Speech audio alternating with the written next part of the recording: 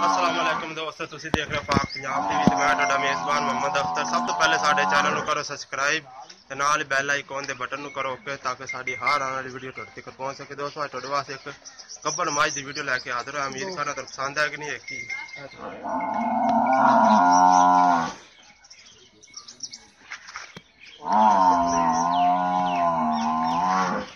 पहला सुआ सोना जी नवे ना जी पाया जी दूजा सोना दूजा सुआ सोना इन्हें काली शाह पिंडे दी ते जेरी जेरी खोर सफेद रखदी ते पूछा सफेद अगो चिट्टी सफेद अक्खी इंदी थोड़ा मत्था भी सफेद बल्ली तकरीबन देखो कुंडे सिंह ने चंगी सांभी मारता ने चल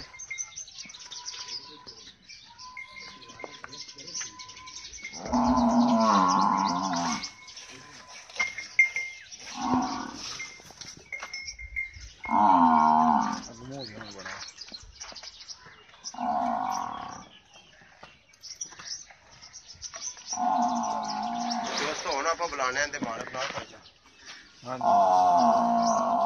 जी पहले तो दसो किन्ने दिन लै जाएगी दिन लै जाएगी 10 दिन लै जाएगी ते दूसरा सुबह सुने दूसरा पक्की गल पक्की अच्छा जी इनका मुल भी दस दे सानू जरा इहदा मुल तो 2,70,000 2,70,000 हां जी 2,70,000 रुपया भाई ने मुल कीता। प्यार मोहब्बत करा लांगे आप किसी मेरे भाई ने खरीदनी हो साडे नाल राबता कर सकदा 0304 399 548 मिलने दोस्तों अगली वीडियो ते। अल्लाह हाफिज़।